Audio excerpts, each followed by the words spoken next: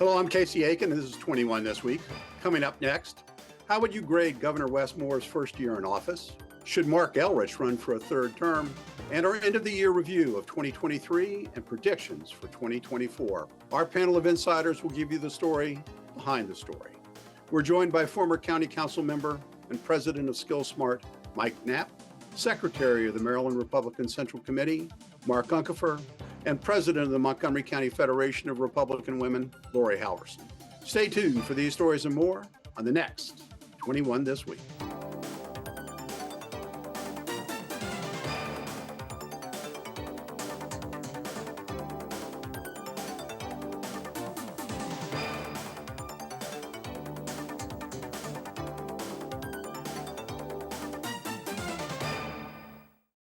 So I'm going to do my best Andy Rooney impersonation.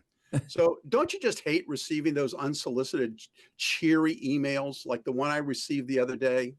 Hey, Paul, 2023 has been a great year. Let's make it even better in 24. Delete, send to spam file, excuse me. So looking back on 2023, the issues that immediately come to mind, the election of a charismatic new governor, the expansion of the county council from 9 members to 11, the unrest that many parents have over our public schools, given their social policies and also failing test scores, the growing transportation issues, and the environmental activism of the county government. Boy, this has been a very busy year. So, Mike, we're going to lead off with you. I'm going to put you on the hot seat. Governor Wes Moore came into office, a lot of momentum, a lot of political goodwill, a shiny suit of armor, and even people were whispering that Moore should run for governor instead of President Biden. But as we wind down the year, the Baltimore Sun is beginning to chip away at Governor Moore's invincibility. My goodness, they're sniping about the Orioles lease, not to mention the budget problems that are there. So how do you rate Governor Moore's first year in office? I think his first year was a good first year. I think he did a nice job of kind of framing a vision. I think he hired some really good people. And I think that he tried to set the right tone. And, the challenge is now that year's over. And the reality of some of the challenges that were looming off on the horizon the horizon's here. And so the challenge is going to be now that you put those good people in place, now that you understand how government operates, and you have figured out which levers to pull, can you pull those levers, and how does that work? And so I would say last year was a good year, but I don't know that it was a particularly hard year. I think the rubber's going to meet the road very quickly in January, and we're going to see just how good the governor really is. So, Mark, the Baltimore Banner published a report yesterday that the state has a $761 million budget fall, and perhaps as much as $1.8 billion over the next year. Who's to blame for this? Is it the governor or is it the General Assembly?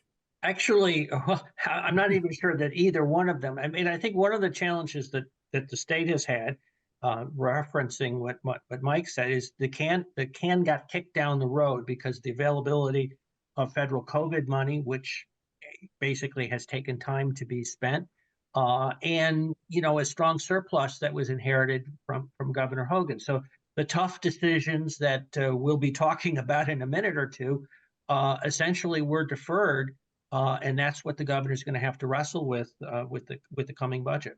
So do you agree with Mike that he's done a good job this first year? Well, I don't think he had the tough decisions. So he was able to avoid sort of the tough questions about how rapidly to fund Kerwin, or frankly at all. But I think the expectation is that, yes, it will be funded. The question is, how quickly can Kerwin be afforded by Maryland taxpayers? So, Laurie, I'm going to let you wrap up the segment with your thoughts on the first year for Governor Moore. Yeah, so no, I don't think he had a good year. I think that, 55% approve of him, while in a recent poll, while Hogan had a 77% approval rate. So he's not there, on par with Hogan at this point. But I think he's like a kid, a little toddler in the aisle of a grocery store where he wants that candy. And Bill Ferguson is the guy in the House who's saying, no, Wes, we can't do that. And we've seen that already with the Baltimore Orioles lease, which we can talk about it another time, I guess. Well, we're going to have to, because we're out of time for Yeah. this segment, because we've got to go on and talk about the important news here in Montgomery County, which was last week on the Kojo Nnamdi show. County Executive Marc Elrich, when asked if he was going to run for re-election for a third term, stated unequivocally that he was. Now, I remember there was some sniping after Mark won his second term, and the Moco 360 actually published an opinion piece which covered Elrich to Dan Snyder. I mean, those are fighting words. So, Mark, what do you think about Mr. Elrich running for a third term? Well, I think he shouldn't, but I have to say a Moco 360 probably went too far in terms of generating sympathy with the comparison to Dan Snyder. I don't, you know, this is where political hyperbole just simply goes too far. But in all seriousness, I think there are probably as many disappointed Democrats as there are disappointed Republicans at the prospect of him running for a third term. You know, Laurie, and I know that the same article that talked about Mark running for a third term also talked about your candidate on the Republican side, Reardon Sullivan, running for a second time. I'm sure you don't think that Elrich should run for a third term. Is Sullivan going to make that second run? I think so, or else he's at least making the stage, setting the stage to help what Republican wants to run. Reardon has been spearheading this effort to get signatures for 2 terms for our county executive. And this is the time to do it, because Mark wanted to increase our taxes by 10%. And we're thankful for some reason that we didn't get that much, because the county council voted for 4.7%, which is also ridiculous when no one else in the state had that increase. So yeah, I think that Reardon has a good chance he's getting out there trying to meet people in the community. So hopefully people will know who he is this time. Well, thanks. Now, Mike, I'm going to give you the hard question, because I remember when Mark ran for his first term, there were several other council members running. George Leventhal, I believe, Nancy Florine, of course, challenged him in as an independent candidate. So, looking at the crew that's in the county council right now, will there be challengers for Mark's third run coming out of the county council? Oh, I think there will be. You know, and it'll be interesting to see, because if they're not seeing anything, it's that oftentimes, especially if 3 or 4 of you are getting in the race, then it becomes very easy to lump you all together and basically dismiss that group, especially since you vote almost unanimously on all of the issues together. So it's very hard to distinguish or differentiate yourself. Although, and I look at it, I think there are going to be a lot of people that are looking at this because, quite honestly, the current county executive hasn't done anything. I mean, there's really nothing to point to that's good. You know, economic development is declining. Our commercial real estate has fallen off a cliff. Our school system is struggling. He's going to point to the state for transportation. We're going to go back to that issue, and you know, from a state level. But the reality is the county hasn't stepped up and used those additional resources to address those issues either. And so he's going to try and point to some things, but there's really nothing to point to. And so I think there are a lot of folks who are going to sit there and go, I can at least do as well as he was. Well, it'll be interesting to see what happens with Andrew Friedson being the president of the council this year, and seeing what accomplishment. I mean, Andrew has always set himself up as kind of the fiscal responsibility member of the council. It'll be interesting to see what happens. Yep. All right, let's go on to our next topic. We got a busy schedule today, folks. Laurie, let's talking about the county council. We've expanded the county council from 9 members to 11. How did it work out this year? They perform okay? Well, Kristen Mink made national news, so maybe that's but that wasn't for a good thing. It was for a bad thing when she was said some negative things about the Muslim community and white people. So that wasn't good. We have Will Jawando, who's trying to somehow get attention by putting a period poverty bill up, which I know you talked about last week, which is like, why are they spending their time on things like this? I don't know. They really should be there. I think they get carried away with regulations and thinking how they can try something to try to get attention to hopefully help them to be county executive or possibly run for Congress someday, instead of focusing on what they really need to do to help the citizens in our community. So yeah, one thing they did do though was override Marc Elrich's a number of things that Marc Elrich was trying to do. They overrode, such as the tax increase, and the planning board chair, that was a big deal. So I really am pleased that they overrode the planning board chair thing that Marc Elrich was trying to take away a person who ended up becoming the chair. Thank you, Laurie. And Mark, what is your feel about the it was thought that the Republicans would have a good chance of picking up a seat last term, and they weren't able to. So how would you grade the county council from your perspective? Well, we talked about the fact that we went from a 10% proposed tax increase to a 4% tax increase, and I think it's really regrettable that took place, and it's kind of an example where we end up splitting the difference and not realizing just how much we're shooting ourselves in the foot with the competitive posture with the surrounding jurisdictions. So I think if I had a choice, I would make the county council part-time again. I think when they're working there all the time, they're dreaming up things for public, for press releases and national attention, and not focusing on delivering the services, which is what people really want. So Mike, that's a curious proposal. Were you on the council when it was part-time, or were you always it wasn't officially designated either way at that point. And the compensation was certainly dramatically less than what they're getting paid right now. So I made it part-time because I actually had to have another job to make the ends meet. But I think at this point, though, given where they are, it's a full-time position. I think the challenge that they're facing is that there are 11 of them, and I think that becomes very unwieldy. I think I'd give them probably a C+B. A lot of new folks. You had majority new people who did a nice job, I think, of trying to get their sea legs, but they're still learning. It's a majority female council, which I actually think is a really good thing. And so I think that the next year is going to be really interesting to see. But I think with 11 of them, it's unwieldy. And I think they do spend a lot of time individually putting the issues out that don't necessarily make a lot of difference to the collective. Did anybody stand out? I think Andrew Fridson, because now he's the chair. He's somewhat reasonable. I think Kate Stewart has stepped up and has shown that, kind of given the experience that she brought to the council, is good as the mayor of Tacoma Park, as the chair of Council of Governments. I think she does a nice job of kind of showing how you can be an adult in the room. What about Marilyn Balcom? How did she do? Marilyn always does a nice job. I think Marilyn. Yeah, I'm prejudiced because Marilyn and I are classmates from Leadership Montgomery, the greatest class, 2000, the millennial class. So I'm glad Marilyn has done a great job, at least in my opinion. So I suppose I should defend Gabe because he was in my class. But anyway.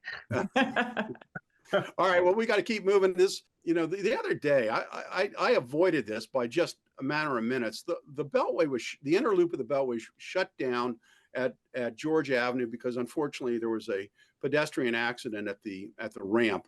But when I was driving back to my office from Silver Spring around noon, the Beltway had been shut down from about 9:15 in the morning all the way, and it was backed up all the way to the American Legion Bridge. I mean, the traffic here is a growing problem. And of course, last week, we talked about on a last week's show, that Governor Moore announced that, they've got to play whack-a-mole with the transportation budget because of the shortfalls. So, Mark, how does the state work itself out of this mess? Well, I mean, the challenge is that the majority of the funds that we get from the Transportation Trust Fund goes to public transportation, mass transit, and supports a variety of projects, and less money is available for road. Certainly Governor Hogan had a proposal to use hot lanes to allow for drivers who wanted to go faster, to get places faster, to be able to pay up and create more capacity in that. I think something's got to give between those two issues. If you're not going to embrace hot lanes, or if you're going to increase so much money to go to public transportation, the road infrastructure is just not going to be increased the way it needs to be. Well, I think it's even worse than that. I'm going to go to Mike on this. Mike, there was a report yesterday that they only have enough money to do maintenance. That no new construction of roadways is going to be built, and the dollar per mile for a roadway is about 3 times less than for mass transit. So what's going to happen? I think there's going to be a real reckoning when it comes to transportation. The revenue we're seeing from the gas tax has declined. We have electric vehicles, which is great, but they don't pay the gas tax. And so you have a challenge there. Tolls are down. Governor Hogan actually reduced tolls, which on one hand is good, but on the other hand, depletes the resource that you have going to pay for transportation. And so we're going to have to come back with a rethink how we fund transportation. And then it's also going to provide an opportunity for county executives like Marc Elrich to propose raising taxes again. I just heard him this morning talk about how Virginia has the ability to raise their own taxes and dedicate to transportation, and they do, but they don't have an income tax a local income tax in Northern Virginia. And so now he's looking to try and increase funds locally that we can raise money so we can increase our taxes here to pay for transportation that the state can't address. And so I think we've got to come up with a collective conversation and allow us to become more competitive as a state, but it's not going to be an easy conversation to get to. Laurie, you get the last word on this. Yeah, well, what shocked me is I read that 67 out of 135 bus lines are to be eliminated. That's on the plan. That is ridiculous. We should be getting rid of a lot of other services before we do something like that. How about we focus on, the things in the budget that really mean something, education, and not spending the money that we're spending. We're spending way too much on things that don't mean what, just basic education to get our kids on track and to work on trying to eliminate all the services we provide to people who cross the border. If those things are done, then maybe we'll have some money left over and we can afford these. Well, there's a tough balancing act in the General Assembly and Governor Moore are going to have. And as we started off this segment with rating the governor's performance for the first year, all three of you said year 2 is going to be a tough one. When we come back from this short break, 2024 is an election year. That makes me very happy. Predictions ahead. Stay tuned. Welcome back. I'm not going to break out in song, but it's the most wonderful time of the year, and I don't mean Christmas, because 2024 is a presidential election year. And before even the first primary, caucus, or election has been held, a record number of Americans are hoping that neither President Joe Biden or former President Donald Trump are the nominees for their respective parties. But despite those sentiments, as filing dates have passed, it looks more and more likely that a contest between the two 2020 candidates is likely again. Mike, President Biden's declining poll numbers have many Democrats worried that he could actually lose. No, I think it's a concern. I think it's interesting because I think there are a lot of positive elements to point to, but I think there are a lot of challenges in the world right now they're just difficult to navigate through, and they've got to come up with a better way to tell their story.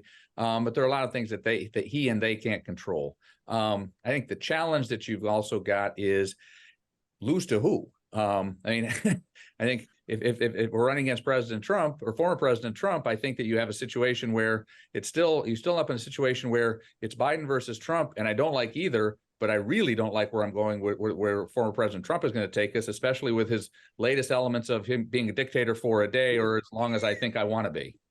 You mean, are you emphasizing the Trump chaos that goes along with the former president? Mark, despite federal and state criminal and civil lawsuits, former President Trump appears stronger than ever in the Republican Party. And I have to say, I'm one that would like to see another candidate. So how is that possible? Well, I think one of the challenges, I always hear the Democrats are saying, they want to throw more lawsuits and charges against him. And up to now, it's been a little like the boy who cries wolf, which is that we've seen with the Russian interference claims, with a whole series of other things that in many ways, the pile-on has made him stronger with his base because of the frustration that people have with what really is seen as the sort of the politicization of the legal process. That said, I think one or both of the parties will end up with a different nominee than the two front runners. I think that we've seen this in presidential years. There's a tendency for things to happen very quickly after kind of the slow process of the year before the presidential year, and be prepared for some change. Well, you're stealing my thunder here, Mark, because I was going to ask Laurie, and I was going to point out that in 1968, President Lyndon Johnson was considered the likely Democratic Party candidate. And then Lyndon lost in New Hampshire. He lost to Eugene McCarthy. 2 days later, Bobby Kennedy joined the race. And about 3 weeks later, Johnson got out. So things do happen. Now, Laurie, the Iowa caucus is in about 3 weeks. Looks like Ron DeSantis may upset Donald Trump there because he's got the support of the governor, Kim Reynolds.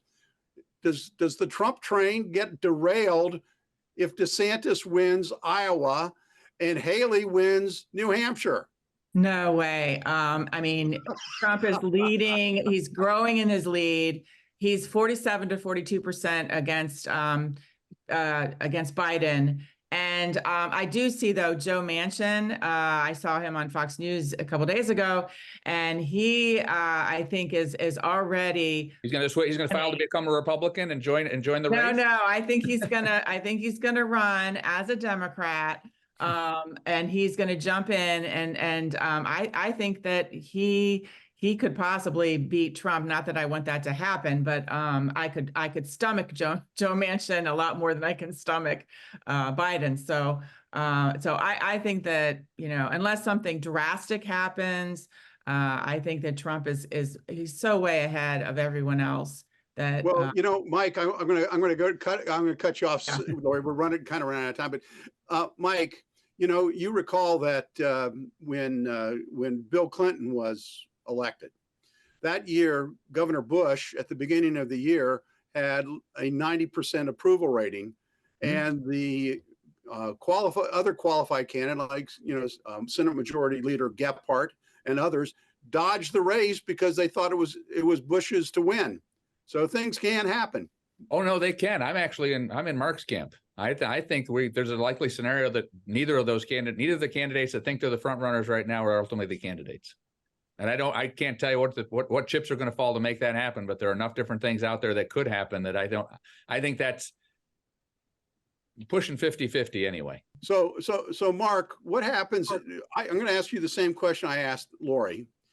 If DeSantis wins Iowa and Haley wins both South Carolina and New Hampshire, does Trump's inevitability lessen? Well, yes, it would. I mean, I'm not sure about DeSantis in Iowa, but I think Haley is certainly doing well in New Hampshire. There's a strong base for Trump within the party, 40-45%, but there is also a strong anti-Trump base within the party. And I think as a result, it could be a more protracted primary. It's not going to be resolved as quickly as, frankly, a lot of people seem to assume. Well, it's going to be so much fun. I can't wait for the new year. Stay tuned for Parting Shots. Welcome back. Now with Parting Shots, Marc Uncapher. Well, happy holidays to everyone. And I'm hoping that in 2024, we can finally end COVID on 21 this week and return to the studio. Oh, I would love that. That would be a great wish. Mike Knapp, your parting shot. Thank you. As we enter the holiday season, I just want to wish everyone best holidays. And also, there's a lot of anxiety with issues in the Middle East, with Ukraine, with things locally.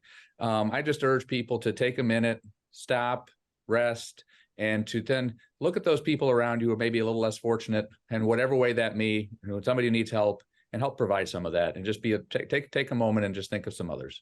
Thank you, Mike. Laurie Halverson, your parting shot. Yes, happy holidays to everyone as well. And taking on to what Mike said, while you're resting, think about going to the Board of Elections website, Montgomery County Board of Elections website, and select that you'd like to have a permanent mail-in ballot. Even though Republicans have not done that in the past, we really need to catch up with Democrats on that effort. Thank you, Laurie.